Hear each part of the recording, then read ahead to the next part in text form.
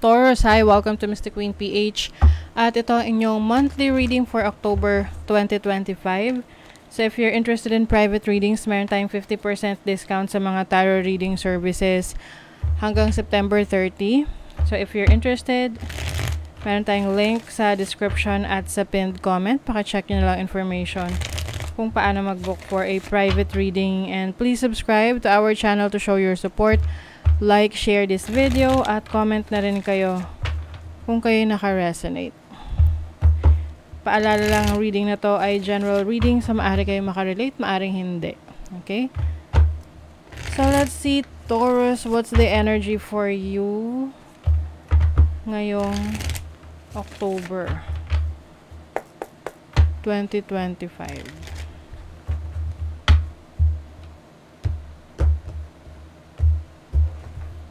Overall energy, challenge, opportunity, blessing. Okay. Time to move on. Moving on to a new direction, Taurus. You have temperance. So, ito ay aring meron kayo ngayong hinihintay. Oo. Hinihintay na pagkakataon na gagawin nyo na, pero naghihintay kayo ng sign. Ayan, kung kailan nyo sisimulan. This is about expansion, exploration. So, kung meron kayong existing na negosyo, so maaring nag-iisip kayo kung paano nyo to palalawakin, no? Paano nyo i-expand yung business na yan. Or, may mga plano kayo for your career na gusto nyo sumubok ng mga bagong bagay, bagong opportunities for you. Some of you naman abroad, no? Yung tipong nag-iisip ka kung magtatrabaho ka ba sa abroad or lilipat ka ng bansa na pinagtatrabahuan kahit nasa abroad ka na. 'Di ba? Kasi ito ay about expansion and exploration. You have the Empress. So this is about abundance. Yung iyong mga pangangailangan will be provided, no, para sa iyo. This is also your energy. You have the Seven of Pentacles. Meron dito energy talaga ng paghihintay, no? So, October is also the time for you to be more patient. Yung bang, wag madaliin ang mga bagay-bagay. Hayaan mo siya na magbunga or mahinog. Ayan. Bago nyo pitasin. You have the Ten of Swords, the Wheel of Fortune. This is definitely change. Kung kayo ay nasa sitwasyon na parang feeling mo, hanggang doon na lang yung kaya mong i-exert na effort, let's say sa relationship or sa trabaho mo, na parang pagod ka na and you feel like you want to make some changes, it's time to make that change. Kasi yun yung blessing mo, Six of Swords. You are moving to a new direction. The Knight of Pentacles is your overall energy for October. Medyo mabagal tong energy na to, kaya nga sabi ko sa inyo, mas makakatulong sa inyo kung kayo magiging patient, maghintay lang, kasi makukuha nyo rin naman yan. And at the same time, yung timing rin is very important, no? Na mararamdaman mo if it's time for you to take action. Okay? You have the Sun as your challenge, no? Kahit na challenge siya, kasi since this is Sun, this is positive energy. Minsan kasi akala natin wala tayong sapat na lakas or abilities, no, para magawa yung gusto natin. But actually meron, may mga times lang na hindi tayo confident, no. So with the Tower here, I feel like you are releasing your limiting beliefs, no. Yung mga paniniwala mo na hindi ko kaya yan, or mahirap yan, you are releasing that. Anything that is no longer serving you, you are releasing it. Okay? And then, the Six of Swords is your blessing. You are moving to a new direction. Mas maayos, mas masaya, mas exciting na pagsisimula. Now, let's see the energy for your money, career, finances. Money, career, finances for Taurus, October. The Two of Wands. So, this is about decision making. So, kung meron ka talagang pinagdidesisyonan ngayong October, makakapili ka na, no? Yung iba sa inyo, this is outside of your comfort zone. And also pag-abroad or pag-explore ng bago. O, diba? You have Judgment. This is rebirth. Brand new you. Bagong ikaw. Okay? So, that's part of the opportunity for you, and I think pagdating sa career, trabaho, or business, or even your finances, nagbabago yung perspective mo. Mas nagiging positibo yung pananaw mo na alam mo na ikaw ay may pagbabago na pagdadaanan na mas makakabuti para sa sitwasyon mo ngayon. Sa trabaho mo, sa career mo, ini-embrace mo yung change na yan. Sa relationship, you have the 9 of Swords, the 3 of Pentacles. 9 of Swords is overthinking, maaring may mga stressful situation ka with your partner, with your relationship, pwedeng sa family, sa friends, or someone that is close to you. But with the 3 of Pentacles, I think maayos nyo to. Oo. Kailangan nyo lang mag-usap or kailangan nyo lang na magkaroon ng mas realistic na plano, no? Para sa inyong mga goals, kung anong gusto nyong ma-reach na goals for your relationship. Okay. Let's see. Ito pa, kuha tayo ng cards for your kaperahan. Oracle cards, money, career, finances. For Taurus.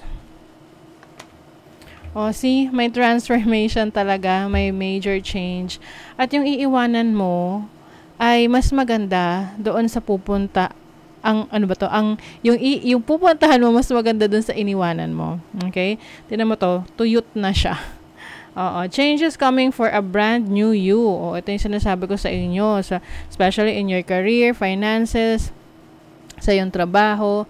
You are going to embrace the transformation to enjoy the process. So, enjoy mo lang yung proseso na yon. Hindi mo kailangan madaliin. Kung ano yung kailangan gawin mo. Sometimes, no, yung pagbabago, uncomfortable, no? Kasi nga, bago sa'yo, hindi ka pamilyar, pero worth it naman yan for you. Okay? So, sa love life, tinan pa natin. Love life and family. What is the energy? What tayo ng oracle cards? Love life and family para sa Taurus, October 2025. Synchronicities. May mga signs, may mga nakikita ka 111, 222, repeating numbers. Ito yung mga signs for you about kung ano yung dapat mong gawin for your relationship. So, i-look up mo na lang anong ibig sabihin nun kasi maaring makaresonate ka doon sa solusyon na dapat mong gawin. 2 or more people, discussions, or planning. See, ito yung sinasabi ko sa inyo. Yan the 3 of Pentacles. 2 or more people discussing and planning. So, maaring yun nga, may mga pag-uusapan kayo na kailangan yung ayusin yung inyong mga plano for your goals as a partner or as a family. What else? Taurus for October 2025.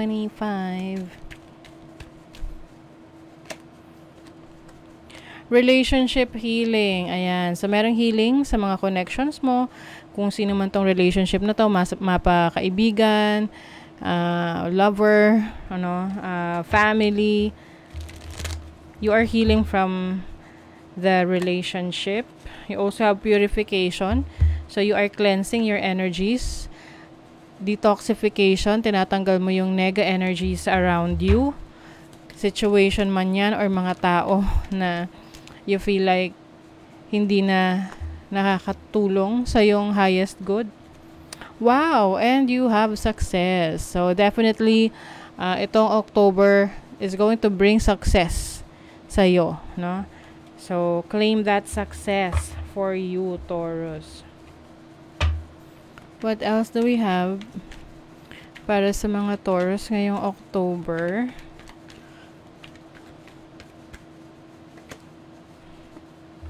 You have Venus in Leo in the 5th house, which is about affair. Oh, so yung iba sa inyo, maaaring mayroong importanteng connection with someone, lalo na if you are in a relationship or dating situationship.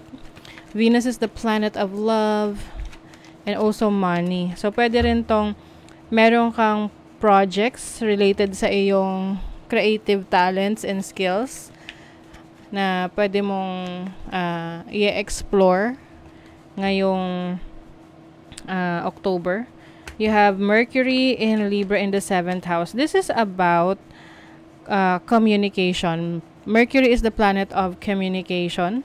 So, maaring meron kang mga kakausapin na mga tao na malapit sa iyo with the 7th house, because that is about partnerships. So, pwedeng business partnerships or romantic relationships wherein kailangan yung mag-desisyon for a particular purpose or cause. You have Jupiter in Virgo in the 6th house. Jupiter is the planet of expansion, blessings, and it's in Virgo in the 6th house. 6th house is your daily routine. So, maaring mas marami ka ngayong gagawin. Medyo magiging busy ka ngayong October. But at the same time, kayang-kaya mo siyang i-handle, no? Kasi mas magiging organized ka sa iyong mga schedule. Mas magiging organized ka sa pagmamanage ng iyong pang-araw-araw na gawain. So, for the final message para sa mga Taurus, start a revolution. Ayan. Itong revolution na to, this is about expressing what you want, no? Kung ano ba yung gusto mong magbago, hindi lang para sa sarili mo, para na rin sa kapaligiran mo. So, maaring magiging involved ka sa mga sa community, no? Sa mga sa area ninyo, or maaring sasali ka sa mga importanteng events na kung saan meron kayong paninindigan na pinaglalaban, no? So, the revolution can also about, pwede rin tong sa sarili mong pagbabago, na gusto mong mahanap yung mga taong meron kang kapareho ng interest, ng ideology, or ng pananaw sa buhay. Okay? So, that is your reading, Taurus. Thank you so much. See you again.